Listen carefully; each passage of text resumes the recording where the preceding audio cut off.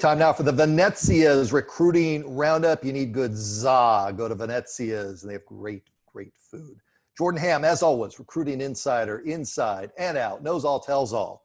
All right, partner, the virtual spring showcase with COVID-19, there are parents out there freaking out that their kids are not getting noticed. But some very smart people decided to come up with a virtual recruiting showcase. Fill us in on that.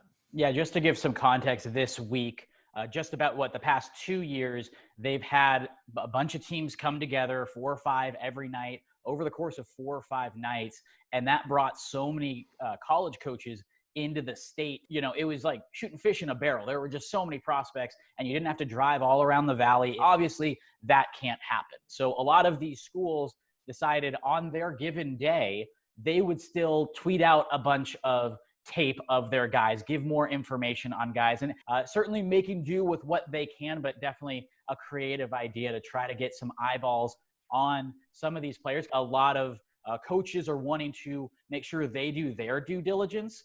So the schools were trying to take advantage of that. Okay, a couple of verbals.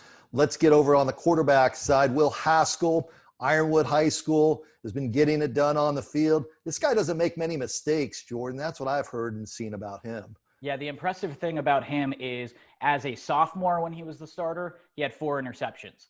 As the junior as the starter, he had 4 interceptions, but he had double the pass attempts. Wow. So he really takes care of the football. He's a very good athlete. 900 rushing yards last year with 14 rushing touchdowns, also 20 passing touchdowns on there. But he committed to San Diego State. And this is a school, this is, I think, going to become more of a theme, Brad. He never stepped on campus. He got an offer right before the pandemic, but was so impressed with the coaches, talking to them every day. There are now no limits on phone calls and Zoom calls and that sort of thing. And he really connected with the offensive staff on that system. So he took a virtual tour. That was enough for him. He made his verbal commitment to the Aztecs. All right, let's switch over to the offensive line. Brock Dew, like him a lot, know him very well, mechanical engineering major. That's what he wants to pursue. We saw him at the Valley Luna Spring Show that we did. And at the time he said, I'm probably going to commit next December, maybe even wait all the way to February. And I'm like, boy, if you know, then you know. Well, he found out and he knows where he's going. Yeah, he knew, and it was Washington State. And they've done a really good job recruiting Arizona in the Southeast Valley, specifically the past couple of years. You look at his old quarterback, Gunnar Cruz, who's up there right now, going to be battling for the starting job. So he gets to reunite with him, which is pretty cool. And then the McGinnis brothers, who were over at Hamilton, both of them are now going to be up there. So 3 straight classes that they've been able to get an offensive lineman from Arizona. And when talking to Brock about the commitment, it really was, again, he didn't step foot on campus, but just talking to Nick Rolovich and the new staff over there, he felt like that was the spot for him. He wanted a small college town feel. He certainly gets that in Pullman. Mechanical engineering, as you said, is what he wants to pursue. This guy has over a 4.0, has been on the all-academic team for Sports 360 AZ for multiple sports and for multiple years now. So he has really pursued athletics and academics very well. And he said all those boxes were checked, and that was good enough for him. So he pulled the trigger on the Washington State Cougars.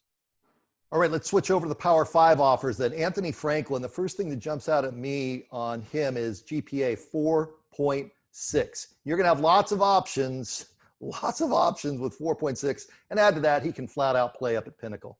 Yeah, 4.6 and about 6'4", like a massive human being. And our good buddy Jason Jewell always said, if you have good grades and you have good size, you're probably going to get offers. And that's exactly what he's starting to do. He had a great week getting Stanford and Arizona coming his way. He's over at Pinnacle. So I think it's going to be a very interesting spring and off season for him moving forward. As we've seen sometimes with the Pac-12, 1 or 2 schools comes in, all of a sudden the snowball effect gets going. So I don't think this is going to be his last big scholarship offer. Okay, Ben Morrison at Brophy. So Minnesota offers him, and PJ Fleck has come in to the Valley, and they're starting to get guys. You mentioned Jason Jewell. Here's a Jewell on his roster that's getting the job done. Yeah, and with Ben Morrison, super impressive, a really impressive 2022 class. The cornerback that can play a lot of different spots, has the size, has the speed to be one of those top-rated prospects got an Oregon offer just a couple of weeks ago as well. But with PJ Fleck, one across the nation, the recruiting class is in the top 10 right now. He is adding 4 stars left and right, and that includes Steven Ortiz Jr., who's over at Desert Edge, in a class ahead of Ben Morrison. So I think they're trying to start that pipeline. I'm sure Steven, he is, we'll call him a friendly guy who likes to get in guys' DMs, and he's already trying to promote the Gopher. So I'm sure he's already heard, Ben has already heard from Steven already.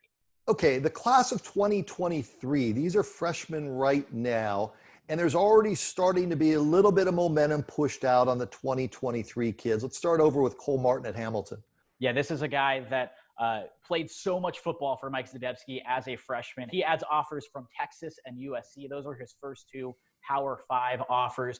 So obviously a huge week for him. And he's a big track guy as well. Obviously has the speed to really make some plays for the Hamilton Huskies. And then Porter Reynolds.